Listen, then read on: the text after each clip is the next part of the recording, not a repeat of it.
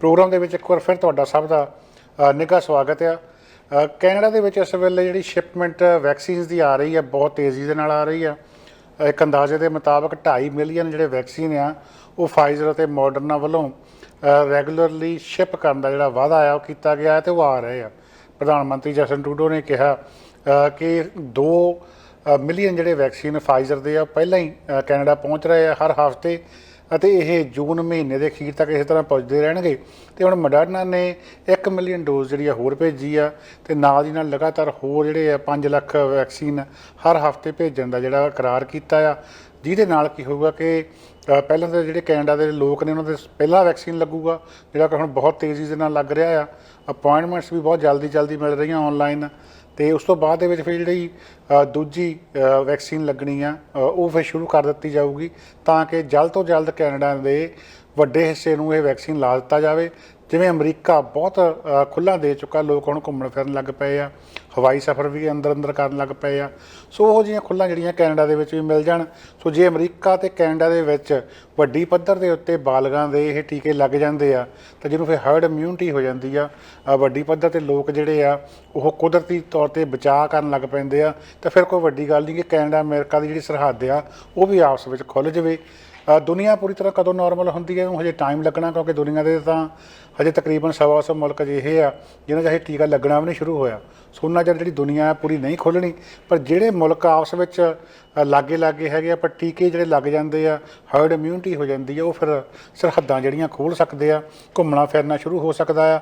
ਇਸੇ ਦੌਰਾਨ ਵੈਕਸੀਨ ਬਣਾਉਣ ਵਾਲੀ ਕੰਪਨੀ ਫਾਈਜ਼ਰ ਨੇ ਐਲਾਨ ਕੀਤਾ ਕਿ ਉਹਨਾਂ ਦੇ ਪਹਿਲੇ ਜਿਹੜੀ ਕੁਆਟਰ ਦੀ ਕਮਾਈ ਆ ਉਹ $3.5 ਬਿਲੀਅਨ ਆ, ਜਾਣੀ ਕਿ $3.5 ਬਿਲੀਅਨ ਦੀ ਕਮਾਈ ਉਹਨਾਂ ਨੇ 3 ਮਹੀਨਿਆਂ 'ਚ ਕੀਤੀ ਆ। ਅਤੇ ਉਹ ਕਹਿੰਦੇ ਸਾਡਾ ਸਭ ਤੋਂ ਕਮਾਊ ਪੁੱਤ ਜਿਹੜਾ ਆ ਉਹ ਫਾਈਜ਼ਰ ਦਾ ਵੈਕਸੀਨ ਹੀ ਆ।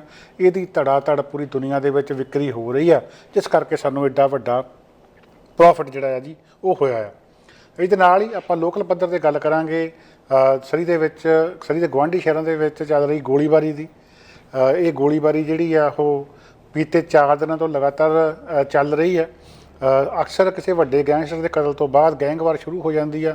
ਬੇਸ਼ੱਕ ਪੁਲਿਸ ਕਹੇ ਚਾਹੇ ਨਾ ਕਹੇ ਕਿ ਇਹਨਾਂ ਦਾ ਆਪਸ ਵਿੱਚ ਸੰਬੰਧ ਨਹੀਂ ਹੈਗਾ, ਪਰ ਅਸੀਂ ਦੇਖ ਰਹੇ ਹਾਂ ਕਿ ਜਦੋਂ ਵੈਨਕੂਵਰ ਡਾਊਨਟਾਊਨ ਦੇ ਵਿੱਚ ਬ੍ਰਦਰ ਕੀਪਰਸ ਗੈਂਗ ਦੇ ਧਾਲੀਵਾਲ ਬ੍ਰਦਰਸ ਦੇ ਵਿੱਚੋਂ ਇੱਕ ਹਰਬ ਧਾਲੀਵਾਲ ਦਾ ਗੋਲੀਆਂ ਮਾਰ ਕੇ ਕਤਲ ਕੀਤਾ ਗਿਆ, ਉਸ ਤੋਂ ਬਾਅਦ ਦੇ ਵਿੱਚ ਇਹ ਗੈਂਗਵਾਰ ਜਿਹੜੀ ਸ਼ੁਰੂ ਹੋਈ ਆ। ਲਗਭਗ ਹਰ ਰੋਜ਼ ਜਿਹੜੀ ਕਿਤੇ ਨਾ ਕਿਤੇ ਗੋਲੀ ਚੱਲ ਰਹੀ ਆ। ਬੀਤੇ ਸ਼ੁੱਕਰਵਾਰ ਸਰੀ ਦੇ ਵਿੱਚ 19 ਸਾਲਾਂ ਦਾ ਇੱਕ ਨੌਜਵਾਨ ਉਹ ਹਸਪਤਾਲ ਪੁੱਜਾ, ਉਹਦੀ ਮੌਤ ਹੋਈ ਆ। ਉਸ ਤੋਂ ਬਾਅਦ ਦੇ ਵਿੱਚ ਡੈਲਟਾ ਦੇ ਵਿੱਚ ਬਿਕਰਮਦੀਪ ਸਿੰਘ ਰੰਧਾਵਾ ਦਾ ਕਤਲ ਹੋਇਆ। ਬਰਨਵੀ ਦੇ ਵਿੱਚ ਐਤਵਾਰ ਨੂੰ ਗੋਲੀ ਚੱਲੀ, ਇੱਕ 25 ਸਾਲਾਂ ਦੀ ਲੜਕੀ ਜਿਹੜੀ ਉਹ ਜ਼ਖਮੀ ਹੋਈ ਆ, ਜੇਰੇ ਇਲਾਜ ਹੈਗੀ ਆ ਹੱਲੇ ਵੀ ਉਹ। ਫਿਰ ਉਸ ਤੋਂ ਬਾਅਦ ਵਿੱਚ ਹੁਣ ਲੈਂਗਲੀ ਗੋਲੀ ਚੱਲੀ ਆ ਕੱਲ੍ਹ।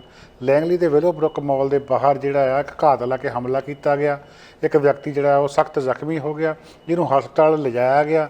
ਪੁਲਿਸ ਕਹਿੰਦੇ ਵੀ ਹਾਲਤ ਜਿਹੜੀ ਆ ਕਾਫੀ ਗੰਭੀਰ ਆ ਹਾਲੇ ਤੱਕ। ਉਸ ਤੋਂ ਬਾਅਦ ਦੇ ਵਿੱਚ ਇਹ ਨਹੀਂ ਦੱਸਿਆ ਗਿਆ ਕਿ ਹੁਣ ਖਤਰੇ ਤੋਂ ਬਾਹਰ ਹੈ ਜਾਂ ਨਹੀਂ। ਪੁਲਿਸ ਨੇ ਇਹਦੀ ਪਛਾਣ ਹਾਲੇ ਤੱਕ ਜਨਤਕ ਨਹੀਂ ਕੀਤੀ, ਪਰ ਜਿਹੜੇ ਸੂਤਰ ਆ ਜੀ ਉਹ ਦੱਸ ਰਹੇ ਆ ਕਿ ਮੁੰਡਾ ਪੰਜਾਬੀ ਆ। ਹਾਲੇ ਨਾਂ ਜਿਹੜਾ ਦੱਸ ਨਹੀਂ ਸਕਦੇ ਜਿੰਨਾ ਚਿਰ ਪੁਲਿਸ ਇਹਦੇ ਬਾਰੇ ਕੋਈ ਪੁਸ਼ਟੀ ਜਿਹੜੀ ਆ ਉਹ ਨਹੀਂ ਕਰਦੀ। ਲੋਕਾਂ ਦੀ ਜ਼ੁਬਾਨ ਦੇ ਉੱਤੇ ਇੱਕੋ ਹੀ ਸਵਾਲ ਹੈ ਕਿ ਕੀ ਕਰੀਏ, ਸਰਕਾਰ, ਪੁਲਿਸ, ਪ੍ਰਸ਼ਾਸਨ ਕੀ ਕਰੇ ਜਿਹਦੇ ਨਾਲ ਇਹ ਜਿਹੜੀ ਆ ਗੈਂਗਵਾਰ ਰੁਕ ਸਕਦੀ ਆ। ਲੋਕਾਂ ਨੂੰ ਆਪਣਾ ਆਪ ਸੁਰੱਖਿਅਤ ਮਹਿਸੂਸ ਨਹੀਂ ਹੋ ਰਿਹਾ। ਉਹ ਕਹਿੰਦੇ ਸਾਰਾ ਦਿਨ ਜਦੋਂ ਬਾਹਰ ਨਿਕਲਦੇ ਆ ਧੌਣ ਘੁਮਾ ਕੇ ਦੇਖੀ ਜਾਈਏ ਵੀ ਸਾਡੇ ਮਗਰ ਕੌਣ ਆਉਂਦਾ ਆ, ਸਾਡੇ ਖੱਬੇ ਸੱਜੇ ਕੀ ਚੱਲ ਰਿਹਾ ਆ। ਇਹ ਤਾਂ ਕਹਿੰਦੇ ਫਿਰ ਜ਼ਿੰਦਗੀ ਜਿਹੜੀ ਆ ਸਹੀ ਨਹੀਂ ਹੈਗੀ। ਸਰਕਾਰਾਂ ਇਹਦੇ ਬਾਰੇ ਕੁਛ ਕਰਨ, ਲੋਕ ਵੱਡੀ ਪੱਧਰ ਦੇ ਉੱਤੇ ਪਰੇਸ਼ਾਨ ਹੋ ਰਹੇ ਆ। ਇਸ ਦੇ ਨਾਲ ਹੀ ਆਪਾਂ ਗੱਲ ਕਰਾਂਗੇ ਬਿਕਰਮਦੀਪ ਸਿੰਘ ਰੰਧਾਵਾ ਦੀ। ਉਹ ਨੌਜਵਾਨ ਜਿਹੜਾ ਕਿ 29 ਸਾਲਾਂ ਦਾ, ਜਿਹਨੂੰ ਕਿ ਡੈਲਟਾ ਦੇ ਵਿੱਚ ਸ਼ਨੀਵਾਰ ਨੂੰ ਗੋਲੀਆਂ ਮਾਰ ਕੇ ਹਲਾਕ ਕੀਤਾ ਗਿਆ।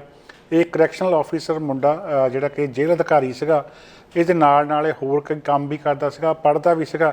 ਇਹਦੇ ਬਾਰੇ 'ਚ ਡੈਲਟਾ ਦੇ ਮੇਅਰ ਜਾਰਜ ਹਾਰਵੀ ਨੇ ਇੱਕ ਪੱਤਰਕਾਰ ਸੰਮੇਲਨ ਨੂੰ ਸੰਬੋਧਨ ਕਰਦਿਆਂ ਕਿਹਾ ਕਿ ਮੈਨੂੰ ਪਤਾ ਆ ਵੀ ਕਮਿਊਨਿਟੀ ਜਿਹੜੀ ਆ ਉਹ ਬੜੇ ਸਦਮੇ ਦੇ ਵਿੱਚ ਆ, ਅਸੀਂ ਖੁਦ ਬੜੇ ਸਦਮੇ ਵਿੱਚ ਆ ਵੀ ਇਹ ਹੋ ਕੀ ਰਿਹਾ, ਪਰ ਮੈਂ ਯਕੀਨ ਦਿਵਾਉਣਾ ਚਾਹੁੰਦਾ ਆਪਣੇ ਸ਼ਹਿਰ ਵਾਸੀਆਂ ਨੂੰ ਕਿ ਸਾਡਾ ਸ਼ਹਿਰ ਸੇਫ ਆ ਅਤੇ ਸਾਡੇ ਕੋਲ ਉਹ ਸਾਰੇ ਸਾਧਨ ਹੈਗੇ ਆ ਜਿਨ੍ਹਾਂ ਦੇ ਰਾਹੀਂ ਅਸੀਂ ਹਮਲਾਵਰਾਂ ਤੱਕ ਪਹੁੰਚ ਸਕਦੇ ਹਾਂ, ਪਰਿਵਾਰ ਨੂੰ ਇਨਸਾਫ ਦਿਵਾ ਸਕਦੇ ਹਾਂ। ਡੈਲਟਾ ਪੁਲਿਸ ਦੇ ਜਿਹੜੇ ਚੀਫ ਨੇ ਮਿਸਟਰ ਨੀਲ ਡਬਰਡ, ਉਹਨਾਂ ਨੇ ਵੀ ਇਹੀ ਸਟੇਟਮੈਂਟ ਦਿੱਤੀ ਹੈ ਕਿ ਸਾਨੂੰ ਪਤਾ ਹੈ ਕਿ ਲੋਕਾਂ ਦੇ ਵਿੱਚ ਕਾਫੀ ਜਿਹੜੀ ਆ ਉਹ ਚਿੰਤਾ ਇਸ ਵੇਲੇ ਪਾਈ ਜਾ ਰਹੀ ਆ ਅਤੇ ਸ਼ੂਟਿੰਗ ਜਿਹੜੀ ਦਿਨ ਦਿਹਾੜੇ ਹੋਈ ਆ ਉਹਦੇ ਨਾਲ ਤਾਂ ਹੋਰ ਚਿੰਤਾ ਵੱਧ ਗਈ ਆ। ਲੋਕਾਂ ਨੂੰ ਆਪਾਂ ਸੁਰੱਖਿਅਤ ਨਹੀਂ ਲੱਗ ਰਿਹਾ ਹੈਗਾ ਆ। ਪਰ ਅਸੀਂ ਤੁਹਾਨੂੰ ਇਸ ਗੱਲ ਦਾ ਯਕੀਨ ਦਿਵਾਉਂਦੇ ਹਾਂ ਕਿ ਡੈਲਟਾ ਪੁਲਿਸ ਦਾ ਰਿਕਾਰਡ ਆ ਕਿ ਉਹਨਾਂ ਨੇ ਕੋਈ ਜਿਹੜਾ ਕੇਸ ਆ ਉਹ ਅਣਸੁਲਝਿਆ ਨਹੀਂ ਛੱਡਿਆ। ਸਾਡੇ ਕੋਲ ਇੰਨੇ ਕੁ ਸਾਧਨ ਹੈਗੇ ਆ ਕਿ ਅਸੀਂ ਹਮਲਾਵਰਾਂ ਤੱਕ ਜਿਹੜਾ ਪਹੁੰਚ ਸਕਦੇ ਹਾਂ। ਇਸ ਕਤਲ ਦੀ ਸਾਰੀ ਗੱਲਬਾਤ ਪਿਛਲੀ ਜਿਹੜੀ ਉਹ ਸਾਹਮਣੇ ਲਿਆ ਸਕਦੇ ਹਾਂ ਵੀ ਕਿਉਂ ਹੋਇਆ, ਕਿਹਨੇ ਕੀਤਾ, ਤੇ ਫਿਰ ਕਾਤਲਾਂ ਤੱਕ ਪਹੁੰਚ ਵੀ ਸਕਦੇ ਹਾਂ ਜੀ। ਹੁਣ ਜਿਹੜੀ ਇਸ ਨੌਜਵਾਨ ਬਾਰੇ ਜਾਣਕਾਰੀ ਬਾਹਰ ਆ ਰਹੀ ਆ ਉਹ ਬੜੀ ਪੋਜ਼ਿਟਿਵ ਆ ਰਹੀ ਆ। ਜਿੰਨੇ ਵੀ ਲੋਕ ਜਿਹੜੇ ਉਹਨੂੰ ਜਾਣਦੇ ਸੀਗੇ ਉਹ ਸਾਰੇ ਇਹੀ ਕਹਿ ਰਹੇ ਆ ਕਿ ਇਹਦਾ ਕਾ ਸਾਊ ਮੁੰਡਾ ਕੋਈ ਨਹੀਂ ਸੀ, ਕੋਈ ਇਹਦੇ ਨਾਲ ਜਿਮ ਜਾ ਰਿਹਾ, ਕੋਈ ਇਹਦੇ ਨਾਲ ਕੰਮ 'ਤੇ ਜਾ ਰਿਹਾ। ਇੱਕ ਵਿਅਕਤੀ ਨੇ ਕੱਲ੍ਹ ਸਾਨੂੰ ਦੱਸਿਆ ਫੋਨ ਕਰਕੇ ਕਿ ਉਹਨਾਂ ਦੇ ਘਰ ਇਹ ਘਾਹ ਕੱਟਦਾ ਸੀ। ਬੇਸ਼ੱਕ ਯੂਨੀਵਰਸਿਟੀ 'ਚ ਪੜ੍ਹ ਰਿਹਾ, ਨਾਲ ਦੀ ਨਾਲ ਜੇਲ੍ਹ ਅਧਿਕਾਰੀ ਦੇ ਤੌਰ ਦੇ ਉੱਤੇ ਕੰਮ ਕਰ ਰਿਹਾ, ਪਰ ਇਸ ਦੇ ਨਾਲ ਇਹ ਗਰਮੀਆਂ ਦੇ ਵਿੱਚ ਘਾਹ ਕੱਟਣ ਦਾ ਠੇਕਾ ਜਿਹੜਾ ਉਹ ਲਿਆ ਕਰਦਾ ਸੀਗਾ। 15-16 ਘਰ ਜਿਹੜੇ ਲੋਕਾਂ ਦੇ ਫੜ ਲੈਣੇ ਵੀ ਮੈਂ ਤੁਹਾਡਾ ਹਰ ਹਫ਼ਤੇ ਘਾਹ ਕੱਟਿਆ ਕਰੂੰਗਾ। ਉਹਦੇ ਜਿਹੜੀ ਇਹ ਕਮਾਈ ਆ ਉਹਦੇ ਨਾਲ ਆਪਣਾ ਖਰਚਾ ਇਹ ਚਲਾਉਂਦਾ ਸੀਗਾ। ਅਤੇ ਉਸ ਵਿਅਕਤੀ ਨੇ ਦੱਸਿਆ ਕਿ ਸ਼ੁੱਕਰਵਾਰ ਇਹ ਉਹਨਾਂ ਦਾ ਘਾਹ ਕੱਟ ਕੇ ਗਿਆ ਅਤੇ ਸ਼ਨੀਵਾਰ ਜਿਹੜਾ ਆ ਇਸ ਦਾ ਕਤਲ ਹੋ ਜਾਂਦਾ ਆ। ਕਈ ਵਾਰੀ ਲੋਕ ਮੂੰਹ ਹਿਲਾ ਦਿੰਦੇ ਆ ਵੀ ਕੋਈ ਗੱਲ ਤਾਂ ਹੋਣੀ ਆ ਜੀ, ਇੱਕ ਤਾਂ ਹੀ ਕੁਛ ਹੋਇਆ ਹੋਣਾ, ਇੱਦਾਂ ਕੋਈ ਕਿਸੇ ਨੂੰ ਕਿਉਂ ਮਾਰਦਾ, ਕੋਈ ਇਨਵੋਲਵਮੈਂਟ ਹੋਣੀ ਆ। ਪਰ ਇਹ ਗੱਲ ਸੋਚਣ ਵਾਲੀ ਆ ਕਿ ਜਿਹੜੇ ਆ ਮੁੰਡਾ ਇੰਨਾ ਮਿਹਨਤੀ ਸੀਗਾ ਕਿ ਲੋਕਾਂ ਦੇ ਘਰ ਘਾਹ ਕੱਟ ਕੇ ਪੈਸੇ ਕਮਾ ਰਿਹਾ ਆ।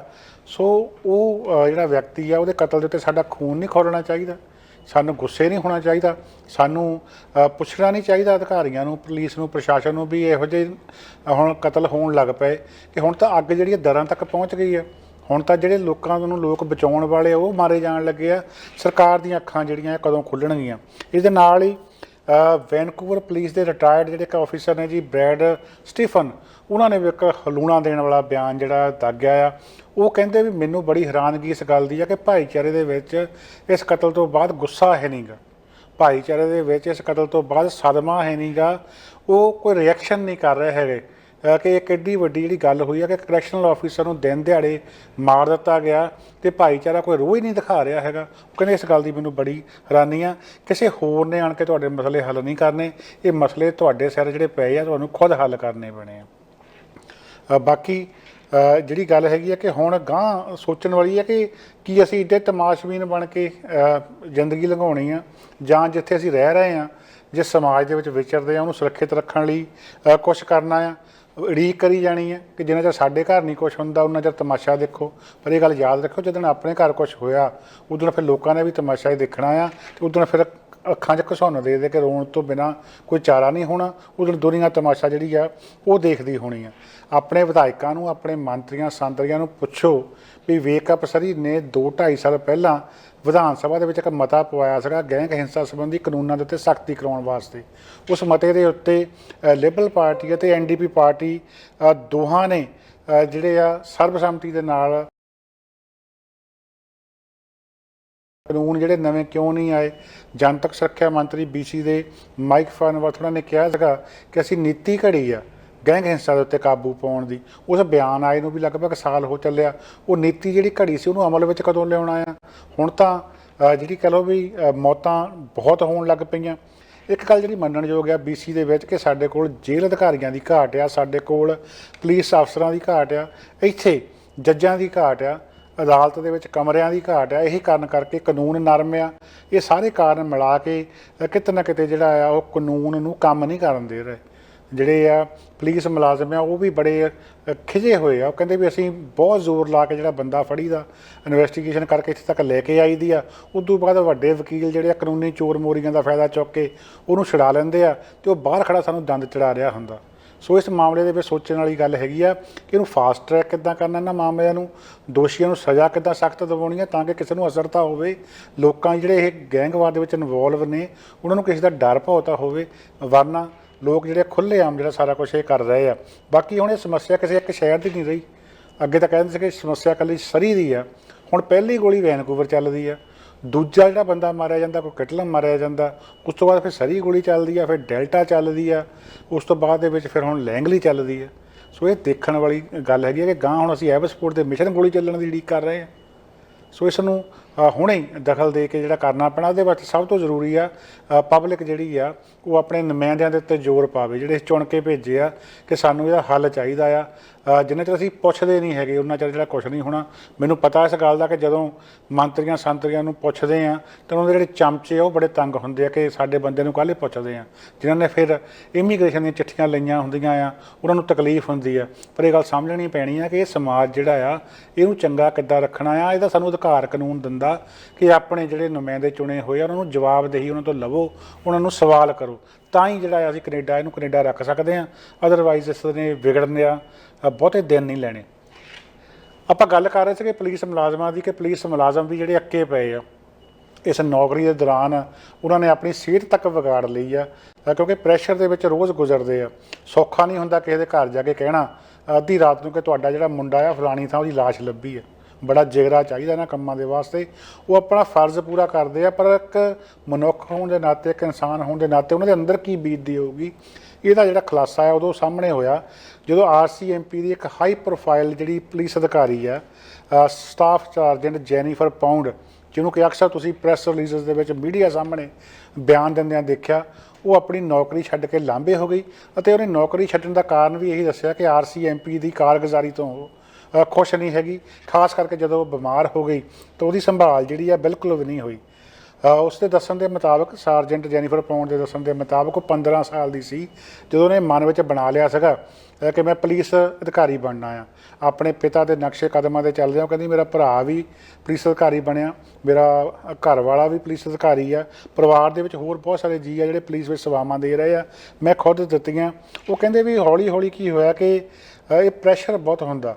ਮੈਂ ਮੀਡੀਆ ਦੇ ਸਾਹਮਣੇ ਬੜੀ ਸਟਰੋਂਗ ਹੋ ਕੇ ਬਿਆਨਬਾਜ਼ੀ ਕਰਦੀ ਹਾਂ, ਮੈਂ ਸਵਾਲਾਂ ਦੇ ਜਵਾਬ ਦਿੰਦੀ ਹਾਂ, ਪਰ ਜਦੋਂ ਸ਼ਾਮ ਨੂੰ ਘਰ ਜਾਂਦੀ ਸੀਗੀ ਤਾਂ ਮਣਾ ਮੂੰਹੀਂ ਭਾਰ ਜਿਹੜਾ ਮੋਢਿਆਂ 'ਤੇ ਹੁੰਦਾ ਸੀਗਾ। ਉਹ ਚਿੰਤਾ ਹੁੰਦੀ ਸੀ ਕਿ ਜਿਨ੍ਹਾਂ ਦਾ ਮੁੰਡਾ ਮਰ ਗਿਆ, ਜਿਨ੍ਹਾਂ ਦੇ ਘਰ ਆਹ ਗੱਲਬਾਤ ਹੋ ਗਈ ਆ, ਕੇਸ ਅਣਸੁਲਝੇ ਪਏ ਆ, ਸਾਡੇ 'ਤੇ ਜ਼ਿੰਮੇਵਾਰੀ ਆ। ਇਹ ਗੱਲਾਂ ਸਾਰੀਆਂ ਦਿਮਾਗ ਵਿੱਚ ਚੱਲਦੀਆਂ ਰਹਿੰਦੀਆਂ। ਹੌਲੀ ਹੌਲੀ ਕੀ ਹੋਇਆ ਕਿ ਉਹ ਪੋਸਟ ਟਰੋਮੈਟਿਕ ਸਟ੍ਰੈਸ ਡਿਸਆਰਡਰ, ਜਿਹਨੂੰ ਕਿ PTSD ਕਹਿੰਦੇ ਆ, ਦਿਮਾਗੀ ਤਣਾਅ ਜਿਹੜਾ ਆ, ਉਹਦੇ ਨਾਲ ਪੀੜਤ ਹੋ ਗਈ। ਉਸ ਤੋਂ ਬਾਅਦ ਕਹਿੰਦੇ ਕਿ ਜਿਹੜੀ ਤਰ੍ਹਾਂ ਦੀ ਸਪੋਰਟ ਮੈਨੂੰ RCMP ਤੋਂ, ਰਾਇਲ ਕੈਨੇਡੀਅਨ ਮਾਊਂਟਡ ਪੁਲਿਸ ਤੋਂ ਮਿਲਣੀ ਚਾਹੀਦੀ ਸੀ, ਉਹ ਮਿਲੀ ਨਹੀਂ। ਬਜਾਏ ਕਿ ਮੇਰੀ ਸਹਾਇਤਾ ਕਰਦੇ, ਛੁੱਟੀਆਂ ਦੇ ਉੱਤੇ ਮੈਂ ਸੀਗੀ, ਮੈਨੂੰ ਵੇਟ ਬਹੁਤ ਕਰਨੀ ਪਈ ਆ ਕਿ ਆਪਣੇ ਦਿਮਾਗੀ ਡਾਕਟਰ ਨੂੰ ਦਿਖਾਉਣ ਦੇ ਵਾਸਤੇ। ਉਸ ਤੋਂ ਬਾਅਦ ਮੇਰੇ 'ਤੇ ਪ੍ਰੈਸ਼ਰ ਸੀਗਾ ਕਿ ਕੰਮ 'ਤੇ ਵਾਪਸ ਕਦੋਂ ਆਉਣਾ, ਕੰਮ 'ਤੇ ਵਾਪਸ ਕਦੋਂ ਆਉਣਾ। ਆਖਰਕਾਰ ਉਹ ਅਧਿਕਾਰੀ ਜਿਹਦਾ ਕਿ ਛੋਟੀ ਹੁੰਦੀ ਬੱਚੀ ਤੋਂ ਸ਼ੌਂਕ ਸੀਗਾ ਕਿ ਮੈਂ ਪੁਲਿਸ ਅਧਿਕਾਰੀ ਬਣਨਾ ਆ, ਇੰਨੇ ਸਾਲ ਸੇਵਾਵਾਂ ਨਿਭਾਉਣ ਤੋਂ ਬਾਅਦ ਜਿਹੜੀ ਬੜੀ ਮਾਯੂਸੀ ਦੇ ਵਿੱਚ ਪੁਲਿਸ ਦੀ ਨੌਕਰੀ ਛੱਡ ਕੇ ਪਰੇ ਹੋ ਗਈ ਆ, ਕਿਉਂਕਿ ਅਖੀਰ ਦੇ ਵਿੱਚ ਉਹਨੇ ਇਹੀ ਕਿਹਾ ਕਿ ਜੋ ਮੈਂ ਐਕਸਪੈਕਟ ਕਰਦੀ ਸੀ ਪੁਲਿਸ ਤੋਂ, RCMP ਤੋਂ, ਮੈਨੂੰ ਜਿਹੜਾ ਆ ਮਿਲਿਆ ਨਹੀਂ। ਇਹਦੇ ਨਾਲ ਹੀ ਆਪਾਂ ਗੱਲ ਕਰਾਂਗੇ ਕੈਨੇਡਾ ਵਿੱਚ ਮਰਦਮਸ਼ੁਮਾਰੀ ਦੀ। ਮਰਦਮਸ਼ੁਮਾਰੀ 2021 ਜਿਹੜੀ ਇਸ ਵੇਲੇ ਪੂਰੇ ਜ਼ੋਰਾਂ 'ਤੇ ਚੱਲ ਰਹੀ ਆ। ਘਰਾਂ ਦੇ ਵਿੱਚ ਚਿੱਠੀਆਂ ਜਿਹੜੀਆਂ ਉਹ ਆ ਰਹੀਆਂ, ਮਾਲਕ ਮਕਾਨ ਨੂੰ ਅੱਡ ਚਿੱਠੀ ਆਉਂਦੀ ਆ, ਜਿਹੜਾ ਕੋਈ ਬੰਦਾ ਬੇਸਮੈਂਟ 'ਚ ਰਹਿੰਦਾ ਉਹਦੇ ਵਾਸਤੇ ਬੇਸਮੈਂਟ ਲੈ ਕੇ ਚਿੱਠੀ ਆਉਂਦੀ ਆ। ਸੋ ਉਹ ਜਿਹੜੀਆਂ ਚਿੱਠੀਆਂ ਇਹ ਭਰਨੀਆਂ ਬੜੀ ਜ਼ਰੂਰੀ ਆ। ਇਹ ਤੁਹਾਡਾ ਨੈਤਿਕ ਫਰਜ਼ ਵੀ ਬਣਦਾ ਆ ਅਤੇ ਕਾਨੂੰਨੀ ਤੌਰ ਦੇ ਉੱਤੇ ਵੀ ਇਹ ਲਾਜ਼ਮੀ ਆ ਕਿ ਇਹ ਚਿੱਠੀ ਜਿਹੜੀ ਆ ਭਰਨੀ ਚਾਹੀਦੀ ਆ। 11 ਮਈ 2021 ਮਰਦਮਸ਼ੁਮਾਰੀ ਦੀ ਆਖਰੀ ਜਿਹੜੀ ਆ ਉਹ ਤਰੀਕ ਆ। 2 ਤਰ੍ਹਾਂ ਦੇ ਫਾਰਮ ਜਿਹੜੇ ਆ ਉਹ ਮਿਲ ਰਹੇ ਆ। ਜਿਹੜੀ ਜੋ ਤੁਹਾਨੂੰ ਘਰ ਚਿੱਠੀ ਆਉਂਦੀ ਆ ਉਹਦੇ 'ਤੇ 16 ਅੱਖਰਾਂ ਦਾ ਕੋਡ ਆ, ਨਾਲ ਇੱਕ ਵੈਬਸਾਈਟ ਦਾ ਐਡਰੈਸ ਆ। ਜਦੋਂ ਤੁਸੀਂ ਉਹ ਵੈਬਸਾਈਟ ਖੋਲ੍ਹਦੇ ਆ, ਆਪਣਾ ਕੋਡ ਭਰਦੇ ਆ, 2 ਤਰ੍ਹਾਂ ਦੇ ਫਾਰਮ ਤੁਹਾਡੇ ਅੱਗੇ ਆ ਜਾਂਦੇ ਆ। 75% ਲੋਕਾਂ ਨੂੰ ਜਿਹੜੇ ਫਾਰਮ ਆ ਰਹੇ ਆ ਉਹ ਛੋਟੇ ਫਾਰਮ ਆ ਜਿਹਦੇ ਵਿੱਚ ਘੱਟ ਜਾਣਕਾਰੀ ਮੰਗੀ ਜਾਂਦੀ ਆ। 25% ਲੋਕਾਂ ਨੂੰ ਜਿਹੜੇ ਫਾਰਮ ਆ ਰਹੇ ਉਹ ਲੰਬੇ ਫਾਰਮ ਆ, ਉਹਨਾਂ ਦੀ ਜਾਣਕਾਰੀ ਜਿਹੜੀ ਆ ਜ਼ਿਆਦਾ ਮੰਗੀ ਜਾ ਰਹੀ ਆ। ਕਿਸੇ ਨੂੰ ਕੋਈ ਫਾਰਮ ਆ ਰਿਹਾ, ਕਿਸੇ ਨੂੰ ਕੋਈ ਆ ਰਿਹਾ। ਵੱਡਾ ਫਾਰਮ ਜਿਹੜਾ ਮੈਨੂੰ ਆਇਆ, ਮੈਂ ਭਰਿਆ, ਉਹਨੂੰ 15-20 ਮਿੰਟ ਲੱਗਦੇ ਆ। ਉਹਦੇ ਵਿੱਚ ਤੁਹਾਡੇ ਪਰਿਵਾਰ ਦੇ ਪਿਛੋਕੜ, ਧਰਮ, ਬੋਲੀ, ਕੰਮ, ਇਸ ਦੇ ਨਾਲ ਹੀ ਤੁਹਾਡੀ ਆਮਦਨ, ਖਰਚੇ ਦੇ ਬਾਰੇ ਅਨੇਕਾਂ ਸਵਾਲ ਜਿਹੜੇ ਆ ਪੁੱਛੇ ਜਾਂਦੇ ਆ। ਬੜੀ ਡੀਟੇਲਡ ਹੈਗੀ ਗੱਲਬਾਤ। ਇਹ ਭਰਨੀ ਇਸ ਕਰਕੇ ਜ਼ਰੂਰੀ ਆ ਕਿ ਇੱਕ ਤਾਂ ਪੰਜਾਬੀ ਹੋਣ ਦੇ ਨਾਤੇ ਜਿਹੜੀ ਆ ਪੰਜਾਬੀ ਮਾਂ ਬੋਲੀ ਕਰਕੇ ਬਹੁਤ ਜ਼ਰੂਰੀ ਆ। ਜਿਹੜੀਆਂ ਵੀ ਬੋਲੀ ਦੇ ਆਧਾਰ 'ਤੇ ਸਹੂਲਤਾਂ ਮਿਲਦੀਆਂ ਉਹ ਤਾਂ ਹੀ ਮਿਲਣਗੀਆਂ ਜੇ ਉਹਨਾਂ ਨੂੰ ਕੋਈ ਸਹੀ ਗਿਣਤੀ ਦਾ ਅੰਦਾਜ਼ਾ ਆ ਕਿ ਇੰਨੇ ਲੋਕ ਜਿਹੜੇ ਪੰਜਾਬੀ ਬੋਲਦੇ ਆ। ਤਾਂ ਹੀ ਹਵਾਈ ਅੱਡਿਆਂ ਦੇ ਉੱਤੇ ਗੁਰਮੁਖੀ ਲਿਖ ਹੋਣੀਆਂ, ਸਾਈਨ ਬੋਰਡ ਜਿਹੜੇ ਪੰਜਾਬੀ 'ਚ ਲੱਗਣੇ ਆ, ਹਸਪਤਾਲਾਂ, ਸਰਕਾਰੀ ਦਫ਼ਤਰਾਂ ਦੇ ਵਿੱਚ ਕੰਪਿਊਟਰਾਂ ਦੇ ਉੱਤੇ ਪੰਜਾਬੀ ਆਊਗੀ, ਬੈਂਕ 'ਚ ਜਾਂਦੇ ਆ ਉੱਥੇ ਤੁਹਾਨੂੰ ਪੰਜਾਬੀ ਬੋਲਣ ਵਾਲਾ ਸਟਾਫ ਮਿਲੂਗਾ। ਉਹ ਇਸੇ ਕਰਕੇ ਹੀ ਆ ਕਿਉਂਕਿ ਜੇ ਉਹਨੂੰ ਤੁਸੀਂ ਦੱਸੋਗੇ ਵੀ ਸਾਡੇ ਘਰ ਪੰਜਾਬੀ ਬੋਲੀ ਜਾਂਦੀ ਆ, ਅਸੀਂ ਕੰਮ 'ਤੇ ਪੰਜਾਬੀ ਕਿੰਨੀ ਬੋਲਦੇ ਹਾਂ, ਸਾਡੇ ਮਾਪਿਆਂ ਨਾਲ ਪੰਜਾਬੀ ਕਿੰਨੀ ਬੋਲਦੇ ਹਾਂ, ਬੱਚਿਆਂ ਨਾਲ ਪੰਜਾਬੀ ਕਿੰਨੀ ਬੋਲਦੇ ਹਾਂ, ਇਹ ਸਾਰਾ ਕੁਝ ਉਹਦੇ ਵਿੱਚ ਪੁੱਛਿਆ ਜਾਂਦਾ ਆ। ਸੋ ਇੱਕ ਤੁਹਾਨੂੰ ਅਪੀਲ ਆ ਕਿ ਮਰਦਮਸ਼ੁਮਾਰੀ ਦੇ ਫਾਰਮ ਜਿਹੜੇ ਆ ਉਹ ਪਹੁੰਚੇ ਆ। ਜਿਨ੍ਹਾਂ ਨੇ ਆਪਣੀ ਮੇਲ ਨਹੀਂ ਚੈੱਕ ਕੀਤੀ ਉਹ ਚੈੱਕ ਕਰਨ ਤਾਂ ਕਿ ਜਿਹੜਾ ਇਹ ਫਾਰਮ ਭਰਿਆ ਜਾ ਸਕੇ। ਬੋਲੀ ਦੇ ਵਿਕਾਸ ਲਈ ਮਰਦਮਸ਼ੁਮਾਰੀ 'ਚ ਹਿੱਸਾ ਲੈਣਾ ਜਿਹੜਾ ਆ ਉਹ ਬਹੁਤ ਜ਼ਰੂਰੀ ਆ। ਪਲੀਜ਼ ਘੋਲ ਨਾ ਕਰਿਓ, ਇਹ ਕੰਮ ਕਰਨ ਵਾਲਾ ਆ, ਬਹੁਤ ਜ਼ਰੂਰੀ। ਇਹਦੇ ਨਾਲ ਹੀ ਅਮਰੀਕਾ ਤੋਂ ਜਿਹੜੀਆਂ ਖਬਰਾਂ ਆ ਰਹੀਆਂ, ਮਾਈਕਰੋਸਾਫਟ ਦੇ ਸੰਸਥਾਪਕ ਬਿਲ ਗੇਟਸ ਅਤੇ ਮਲਿੰਡਾ ਗੇਟਸ ਜਿਹੜੇ ਆ ਉਹ ਅੱਡ ਹੋ ਰਹੇ ਆ। 27 ਸਾਲਾਂ ਦੇ ਵਿਆਹ ਸਫ਼ਰ ਤੋਂ ਬਾਅਦ ਉਹ ਕਹਿੰਦੇ ਵੀ ਅਸੀਂ ਹੁਣ ਇਕੱਠੇ ਨਹੀਂ ਰਹਿਣਾ ਚਾਹੁੰਦੇ। ਇੱਕ ਟਵੀਟ ਦੇ ਰਾਹੀਂ ਉਹਨਾਂ ਨੇ ਇਹ ਬਿਆਨ ਦਿੱਤਾ। ਉਹ ਕਹਿੰਦੇ ਅਸੀਂ ਬਹੁਤ ਸੋਚ ਵਿਚਾਰ ਕੀਤੀ ਆ, ਆਪਣੇ ਰਿਸ਼ਤੇ ਦੀ ਗੰਭੀਰਤਾ ਦੇ ਬਾਰੇ ਚਿੰਤਨ ਕੀਤਾ ਆ, ਬਹਿ ਕੇ ਗੱਲਬਾਤ ਕੀਤੀ ਆ। ਉਸ ਤੋਂ ਬਾਅਦ ਦੇ ਵਿੱਚ ਸਾਨੂੰ ਜਿਹੜਾ ਇਹੀ ਲੱਗਿਆ ਕਿ ਨਹੀਂ, ਅਸੀਂ ਹੋਰ ਹੁਣ ਇਕੱਠੇ ਨਹੀਂ ਰਹਿ ਸਕਦੇ। ਅਸੀਂ 3 ਬੱਚੇ ਜਿਹੜੇ ਪਾਲੇ ਆ, ਬੜੇ ਵਧੀਆ ਪਾਲੇ ਆ, ਚੰਗੀ ਸਿੱਖਿਆ ਦਿੱਤੀ ਆ, ਲੋਕਾਂ ਦਾ ਭਲਾ ਕਰਨ ਦੇ ਵਾਸਤੇ ਬੜੇ ਪੈਸੇ ਖਰਚੇ ਆ। ਬਿਲ ਐਂਡ ਮਲਿੰਡਾ ਗੇਟਸ ਜਿਹੜੀ ਆ ਉਹ ਤਿਆਰ ਕੀਤੀ। ਉਸ ਤੋਂ ਬਾਅਦ ਉੱਤੇ ਹੁਣ ਤੱਕ $54 ਬਿਲੀਅਨ ਜਿਹੜੇ ਆ ਉਹ ਵੰਡੇ ਜਾ ਚੁੱਕੇ ਆ। ਪਰ ਹੁਣ ਸਾਡੀ ਬੱਸ ਆ, ਅਸੀਂ ਅੱਡ ਅੱਡ ਰਾਹ ਜਿਹੜਾ ਆ ਉਹ ਅਪਣਾਉਣਾ ਚਾਹੁੰਦੇ ਹਾਂ। ਸੋ 65 ਸਾਲਾ ਬਿੱਲ ਅਤੇ 56 ਸਾਲਾ ਮਲਿੰਡਾ ਗੇਟਸ ਜਿਹੜੇ ਆ, ਇਹਨਾਂ ਦੀ ਮੁਲਾਕਾਤ ਜਦੋਂ ਜਵਾਨੀ ਵੇਲੇ ਮਾਈਕਰੋਸਾਫਟ ਵਿੱਚ ਹੋਈ ਸੀਗੀ, ਜਿਹੜੀ ਕਿ ਬਿੱਲ ਗੇਟਸ ਨੇ ਸ਼ੁਰੂ ਕੀਤੀ ਸੀਗੀ। ਉਸ ਤੋਂ ਬਾਅਦ 1994 ਦੇ ਵਿੱਚ ਇਹਨਾਂ ਨੇ ਵਿਆਹ ਕਰਵਾ ਲਿਆ ਸੀਗਾ। 2000 ਤੋਂ ਇਹ ਜਿਹੜੇ ਆ ਪਰਉਪਕਾਰੀ ਸੰਸਥਾ ਬਿੱਲ ਐਂਡ ਮਲਿੰਡਾ ਗੇਟਸ ਫਾਊਂਡੇਸ਼ਨ ਜਿਹੜੀ ਆ ਚਲਾ ਰਹੇ ਆ। ਸੋ ਬਿੱਲ ਗੇਟਸ ਦੁਨੀਆ ਦੇ ਜਿਹੜੇ ਆ ਵੱਡੇ ਅਮੀਰਾਂ ਵਿੱਚ ਸ਼ੁਮਾਰ ਨੇ। ਪਹਿਲਿਆਂ ਮੋਹਰੀਆਂ ਦੇ ਵਿੱਚ ਨੇ ਜੀ। $137 ਬਿਲੀਅਨ ਦੀ ਜਿਹੜੀ ਜਾਇਦਾਦ ਆ ਇਹਨਾਂ ਦੀ ਦੱਸੀ ਜਾ ਰਹੀ ਆ। ਹੁਣ ਲੋਕਾਂ ਵਿੱਚ ਚਰਚਾ ਇਹ ਹੈ ਕਿ ਜੇ ਸਾਰੀ ਦੁਨੀਆ ਦਾ ਪੈਸਾ ਇਕੱਠਾ ਕਰਕੇ ਵੀ ਤੁਹਾਡਾ ਪਰਿਵਾਰ ਇਕੱਠਾ ਨਹੀਂ ਰਹਿ ਸਕਦਾ, ਤੇ ਫਿਰ ਪੈਸੇ ਤੋਂ ਕਰਾਉਣਾ ਕੀ ਆ? ਤਾਂ ਮਤਲਬ ਪੈਸੇ ਦੇ ਨਾਲ ਖੁਸ਼ੀ ਨਹੀਂ ਮਿਲਦੀ, ਤੁਹਾਡਾ ਪਰਿਵਾਰ ਇਕੱਠਾ ਨਹੀਂ ਰਹਿ ਸਕਦਾ। ਇਹ ਧਾਰਨਾ ਜਿਹੜੀ ਆ ਉਹ ਵੀ ਰੱਦ ਹੋ ਗਈ ਆ। ਐਮਾਜ਼ਨ ਵਾਲੇ ਓਨਰ ਜੈਫ ਬੈਜ਼ੋਸ ਤੋਂ ਬਾਅਦ ਇਹ ਦੂਜਾ ਵੱਡਾ ਤਲਾਕ ਆ ਕਿਸੇ ਵੱਡੇ ਆਦਮੀ ਦਾ, ਜਿਹੜਾ ਸਾਬਤ ਕਰਦਾ ਕਿ ਜਿਨ੍ਹਾਂ ਦੇ ਕੋਲ ਬਹੁਤ ਪੈਸਾ ਹੈ, ਟੀਸੀ ਦੇ ਬੇਰ ਆ, ਆਪਣੇ ਘਰ ਜਿਹੜੇ ਉਹ ਵੀ ਖੁਸ਼ ਨਹੀਂ ਹੈਗੇ। ਇਸ ਕਰਕੇ ਘਰ ਖੁਸ਼ ਹੋਣਾ ਹੋਰ ਚੀਜ਼ ਆ, ਅਮੀਰ ਹੋਣਾ ਜਿਹੜਾ ਆ ਹੋਰ ਚੀਜ਼ ਆ। ਬਾਕੀ ਜਿੰਨੇ ਮੂੰਹ ਉਨੀਆਂ ਗੱਲਾਂ। ਲੋਕ ਤਾਂ ਇਹ ਵੀ ਕਹਿ ਰਹੇ ਆ ਕਿ ਇਹਦੇ ਪਿੱਛੇ ਵੀ ਚਾਲ ਹੋ ਸਕਦੀ ਆ, ਕਿਉਂਕਿ ਟੈਕਸ ਬਹੁਤ ਦੇਣਾ ਪੈਂਦਾ, ਡਿਵੋਰਸ ਕਰਕੇ ਟੈਕਸ ਬਚਾਇਆ ਜਾ ਰਿਹਾ ਹੈ। ਸੋ ਇਹ ਕਿੰਨਾ ਕੁ ਸੱਚ ਆ, ਇਹ ਸ਼ਾਇਦ ਆਉਣ ਵਾਲੇ ਦਿਨਾਂ 'ਚ ਪਤਾ ਲੱਗ ਸਕਦਾ। ਇਸ ਦੇ ਨਾਲ ਹੀ ਆਪਾਂ ਤੁਹਾਨੂੰ ਭਾਰਤ ਲੈ ਕੇ ਚੱਲਦੇ ਹਾਂ। ਭਾਰਤ ਦੇ ਵਿੱਚ ਕਰੋਨਾ ਜਿਹੜਾ ਉਹ ਬਹੁਤ ਜ਼ਿਆਦਾ ਵੱਡੀ ਪੱਧਰ 'ਤੇ ਫੈਲ ਚੁੱਕਾ ਆ। ਜਿਹੜੀ ਸਭ ਤੋਂ ਚਿੰਤਾ ਵਾਲੀ ਗੱਲ ਹੈ ਕਿ ਉੱਥੇ ਇੱਕ ਨਵਾਂ ਵੇਰੀਐਂਟ ਜਿਹੜਾ ਆਂਧਰਾ ਪ੍ਰਦੇਸ਼ ਵਿੱਚ ਲੱਭਾ ਆ। ਵਿਗਿਆਨੀ ਕਹਿੰਦੇ ਵੀ ਇਹ ਜਿਹੜਾ ਵੇਰੀਐਂਟ ਹੈ ਇੰਨਾ ਖਤਰਨਾਕ ਆ ਕਿ ਜਿਸ ਸਟੇਜ ਦੇ ਉੱਤੇ ਜਿਹਨੂੰ ਕੋਈ ਹਾਈਪੋਕਸੀਆ ਕਹਿੰਦੇ ਆ, ਜਿਹੜਾ ਕਿ ਜਿੱਥੇ ਜਾ ਕੇ ਤੁਹਾਡਾ ਸਾਹ ਬੰਦ ਹੋਣ ਲੱਗਦਾ ਆ, ਤਕਲੀਫ ਹੋਣ ਲੱਗਦੀ ਆ। ਆਮ ਜਿਹੜਾ ਵਾਇਰਸ ਹੈਗਾ 7-8 ਦਿਨ ਤੱਕ ਲੈ ਜਾਂਦਾ ਸੀਗਾ, ਉੱਥੇ ਤੱਕ ਜਾਣ ਨੂੰ ਬਹੁਤੀ ਵਾਰੀ ਪਹਿਲਾਂ ਹਟ ਜਾਂਦਾ ਸੀਗਾ। ਪਰ ਇਹ ਜਿਹੜਾ ਨਵਾਂ ਵੇਰੀਐਂਟ ਜਿਹਦਾ ਨਾਂ ਇਹਨਾਂ ਨੇ N440K ਰੱਖਿਆ ਆ, ਉਹ ਕਹਿੰਦੇ ਵੀ ਇੰਨਾ ਖਤਰਨਾਕ ਹੈ ਇਹ ਕੁਛ ਘੰਟਿਆਂ ਤੋਂ ਲੈ ਕੇ ਇੱਕ ਅੱਧੇ ਦਿਨ ਦੇ ਵਿੱਚ ਉੱਥੇ ਤੱਕ ਤੁਹਾਨੂੰ ਲੈ ਜਾਂਦਾ ਆ। ਇਹੀ ਕਾਰਨ ਆ ਕਿ ਜਦੋਂ ਲੋਕ ਕਹਿੰਦੇ ਆ ਕਿ ਸਾਨੂੰ ਤਾਂ ਹੁਣੇ ਪਤਾ ਲੱਗਾ ਕਿ ਸਾਡਾ ਨਜ਼ਦੀਕੀ ਜਿਹੜਾ ਬਿਮਾਰ ਹੋਇਆ ਕੁਛ ਘੰਟਿਆਂ ਦੇ ਵਿੱਚੋਂ ਚਲਾਣਾ ਕਰ ਗਿਆ, ਉਹਦਾ ਇੱਕ ਕਾਰਨ ਜਿਹੜਾ ਦੱਸਿਆ ਜਾ ਰਿਹਾ ਕਿ ਵੇਰੀਐਂਟ ਜਿਹੜੇ ਆ ਬਹੁਤ ਖਤਰਨਾਕ ਨੇ। 2 ਵੇਰੀਐਂਟ ਪਹਿਲਾਂ ਹੀ ਜਿਹੜੇ ਆ B1617 ਅਤੇ 618 ਭਾਰਤ ਦੇ ਵਿੱਚ ਜਿਹੜੇ ਆ ਉਹ ਬਹੁਤ ਮਹਾਮਾਰੀ ਮਚਾ ਚੁੱਕੇ ਆ। ਹੁਣ ਇਹ ਤੀਜਾ ਜਿਹੜਾ ਵੇਰੀਐਂਟ ਆ ਇਹ ਆਂਧਰਾ ਪ੍ਰਦੇਸ਼ ਤੋਂ ਸ਼ੁਰੂ ਹੋਇਆ ਅਤੇ ਵਿਗਿਆਨੀਆਂ ਮੁਤਾਬਕ ਇਹ ਬਹੁਤ ਖਤਰਨਾਕ ਆ। ਇੱਥੋਂ ਜਿਹੜਾ ਬਚਣਾ ਪੈਣਾ ਆ। ਇਹੀ ਕਾਰਨ ਆ ਕਿ ਜਿਹੜੇ ਬਾਹਰਲੇ ਮੁਲਕ ਆ ਉਹਨਾਂ ਨੇ ਭਾਰਤ ਤੋਂ ਫਲਾਈਟਸ ਜਿਹੜੀਆਂ ਰੱਦ ਕੀਤੀਆਂ। ਹਾਲੇ ਤਾਂ ਵੈਕਸੀਨੇਸ਼ਨ ਹੋ ਰਹੀ ਆ। ਜਿਹੜਾ ਪਹਿਲਾ ਕਰੋਨਾ ਓਰੀਜਨਲ ਹੈਗਾ ਉਹਦਾ ਇਲਾਜ ਕੀਤਾ ਜਾ ਰਿਹਾ ਆ। ਜੇ ਵੇਰੀਐਂਟ ਜਿਹੜੇ ਆ ਪਹੁੰਚਦੇ ਆ ਇੱਥੇ ਤਾਂ ਉਹਦੇ ਨਾਲ ਜਿਹੜੇ ਹਾਲਾਤ ਆ ਹੋਰ ਬਹੁਤ ਖਰਾਬ ਹੋ ਸਕਦੇ ਆ। ਇਸੇ ਕਰਕੇ ਸ਼ਾਇਦ ਫਲਾਈਟਸ ਜਿਹੜੀਆਂ ਉਹ ਬੰਦ ਕੀਤੀਆਂ ਗਈਆਂ। ਬਾਕੀ ਭਾਰਤ ਦੇ ਵਿੱਚ ਮੌਤਾਂ ਦੀ ਗਿਣਤੀ ਲਗਾਤਾਰ ਵਧਣੀ ਜਾਰੀ ਆ, ਕਰੋਨਾ ਪੀੜਤਾਂ ਦੀ ਗਿਣਤੀ ਲਗਾਤਾਰ ਵਧਣੀ ਜਾਰੀ ਆ, ਅਤੇ ਇਹ ਮਈ ਦੇ ਅਖੀਰ ਤੱਕ ਦੱਸ ਰਹੇ ਆ ਕਿ ਇਸ ਤਰ੍ਹਾਂ ਪੀਕ ਦੇ ਉੱਤੇ ਜਾਣਗੀਆਂ। ਸਰਕਾਰ ਦੇ ਕੋਲ ਸਮਾਨ ਦੀ ਬਹੁਤ ਘਾਟ ਆ, ਪਰ ਹੁਣ ਗੁਆਂਢੀ ਮੁਲਕਾਂ ਤੋਂ ਇਲਾਵਾ ਹੋਰ ਮੁਲਕ ਵੀ ਜਿਹੜੇ ਆ ਬੜੀ ਵੱਡੀ ਪੱਧਰ ਦੇ ਉੱਤੇ ਆਕਸੀਜਨ ਜਨਰੇਟਰ ਅਤੇ ਹੋਰ ਦਵਾਈਆਂ ਅਤੇ ਮਾਸਕ ਵਗੈਰਾ ਜਿਹੜੇ ਭੇਜ ਰਹੇ ਆ। ਸਾਰੀ ਦੁਨੀਆ ਨੇ ਹੈਲਪ ਕੀਤੀ ਹੈ ਅਤੇ ਉਮੀਦ ਹੈ ਕਿ ਇਹ ਭਾਰਤ ਵਿੱਚ ਮਹਾਮਾਰੀ ਜਿਹੜੀ ਆ ਉਹ ਕੰਟਰੋਲ ਹੋ ਜਾਊਗੀ ਜੀ। ਅਤੇ ਇਸ ਦੇ ਨਾਲ ਹੀ ਆਪਾਂ ਅਖੀਰ 'ਚ ਗੱਲ ਕਰਾਂਗੇ ਕੰਗਣਾ ਰਣੌਤ ਹੋਣਾ ਦੀ।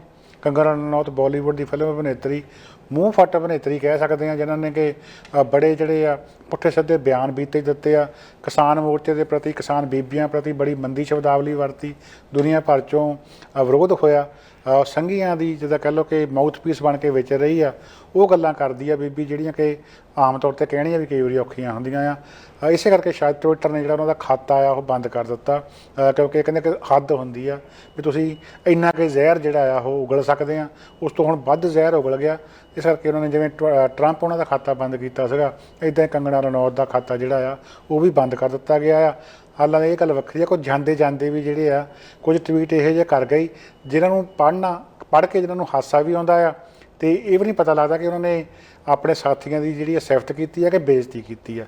ਅਜਿਹੇ ਹੀ ਇੱਕ ਟਵੀਟ ਦੇ ਵਿੱਚ ਉਹ ਕਹਿੰਦੀ ਆ, ਮਮਤਾ ਬੈਨਰਜੀ ਬਾਰੇ ਇਹ ਟਵੀਟ ਆ ਕਿ ਕਹਿੰਦੇ ਜਿਹੜੇ ਸੁਪਰ ਗੁੰਡੇ ਚਾਹੀਦੇ ਆ ਗੁੰਡਿਆਂ ਨੂੰ ਖਤਮ ਕਰਨ ਦੇ ਵਾਸਤੇ। ਅਤੇ ਉਹ ਕਹਿੰਦੇ ਵੀ ਜਿਹੜੀ ਮਮਤਾ ਬੈਨਰਜੀ ਵੱਲ ਕਹਿੰਦੀ ਆ ਵੀ ਇਹ ਇੱਕ ਖੁੱਲ੍ਹੀ ਹੋਈ ਮੌਨਸਟਰ ਆ, ਅਤੇ ਜਿਹਨੂੰ ਮੋਦੀ ਜਿਹੜੇ ਆ ਉਹ ਸਿਰਫ ਉਹੀ ਸਾਂਭ ਸਕਦੇ ਆ। ਤੋਂ ਮਤਲਬ ਕਿ ਖੁਦ ਹੀ ਮਮਤਾ ਬੈਨਰਜੀ ਨੂੰ ਗੁੰਡੇ ਕਹਿ ਦਿੱਤਾ ਤੇ ਮੋਦੀ ਉਹਨਾਂ ਨੂੰ ਜਿਹਨੇ ਸਿਫਤ ਕੀਤੀ ਉਹਨਾਂ ਨੂੰ ਸੁਪਰ ਗੁੰਡੇ ਕਹਿ ਦਿੱਤਾ। ਤੇ ਇਸ ਦੇ ਨਾਲ ਇਹ ਵੀ ਕਹਿ ਦਿੱਤਾ ਕਿ ਮੋਦੀ ਜੀ ਪਲੀਜ਼ ਜਿਹੜਾ ਆਪਣਾ ਅਸਲੀ ਰੂਪ ਦਿਖਾ ਲਓ ਜਿਹੜਾ ਤੁਸੀਂ ਸੰਨ 2000 ਤੋਂ ਪਹਿਲਾਂ ਦਿਖਾਇਆ ਸੀਗਾ। ਸੋ ਸੰਨ 2000 ਤੋਂ ਪਹਿਲਾਂ ਰੂਪ ਕੀ ਸੀਗਾ ਆਪਾਂ ਨੂੰ ਪਤਾ ਆ ਕਿ ਗੁਜਰਾਤ ਦੇ ਵਿੱਚ ਕਤਲੇਆਮ ਹੋਇਆ ਸੀਗਾ। ਮੋਦੀ ਨੂੰ ਇੱਕ ਜਿਹੜਾ ਗੁੰਡੇ ਵਜੋਂ ਇੱਕ ਕਾਤਲ ਵਜੋਂ ਜਾਣਿਆ ਜਾਂਦਾ ਸੀਗਾ। ਇਸੇ ਕਾਰਨ ਜਿਹੜੇ ਬਾਹਰਲੇ ਮੁਲਕ ਆ ਉਸ ਨੂੰ ਵੀਜ਼ਾ ਨਹੀਂ ਸੀ ਦਿੰਦੇ ਹੁੰਦੇ। ਉਹਦਾ ਭਾਰਤ ਦੇ ਪ੍ਰਧਾਨ ਮੰਤਰੀ ਤੋਂ ਬਣਨ ਤੋਂ ਬਾਅਦ ਜਿਹੜੇ ਉਹਨਾਂ ਦੇ ਵੀਜ਼ੇ ਆ ਖੁੱਲ੍ਹੇ ਆ। ਸੋ ਮੁੜ ਕੇ ਲੋਕਾਂ ਨੂੰ ਯਾਦ ਕਰਾ ਰਹੀ ਆ ਕਿ ਉਹ ਰੂਪ ਦੇ ਵਿੱਚ ਮੋਦੀ ਹੁਣੀ ਵਾਪਸ ਆਉਣ ਜਦੋਂ ਉਹ ਇੱਕ ਜ਼ਾਲਮ ਦੇ ਤੌਰ ਦੇ ਉੱਤੇ ਜਾਣੇ ਜਾਂਦੇ ਸੀ। ਉਹ ਇਹ ਸਿਫਤ ਕੀਤੀ ਆ ਕਿ ਬੇਇੱਜ਼ਤੀ ਆ, ਇਹਦਾ ਅੰਦਾਜ਼ਾ ਤੁਸੀਂ ਲਾਇਓ। ਸਾਨੂੰ ਪ੍ਰੋਗਰਾਮ ਇੱਥੇ ਖਤਮ ਕਰਨ ਦੀ ਆਗਿਆ ਬਖਸ਼ੋ। ਕੱਲ੍ਹ ਨੂੰ ਹੋਰ ਗੱਲਬਾਤ ਖਬਰਾਂ ਲੈ ਕੇ ਹਾਜ਼ਰ ਹੋਵਾਂਗੇ। ਤਦ ਤੱਕ ਲਈ ਆਪ ਸਭ ਨੂੰ ਪਿਆਰ ਸਤਿਕਾਰ ਭਰੀ ਸਤਿ ਸ੍ਰੀ ਅਕਾਲ ਜੀ। ਸਾਡਾ ਹਰ ਇੱਕ ਪ੍ਰੋਗਰਾਮ ਦੇਖਣ ਤੇ ਸਾਡੇ ਨਾਲ ਜੁੜਨ ਲਈ ਸਬਸਕ੍ਰਾਈਬ ਕਰੋ ਚੈਨਲ ਪੰਜਾਬੀ ਤੇ ਨੋਟੀਫਿਕੇਸ਼ਨ ਲਈ ਬੈਲ ਆਈਕਨ ਵਾਲੇ ਬਟਨ ਤੇ ਕਲਿੱਕ ਕਰੋ।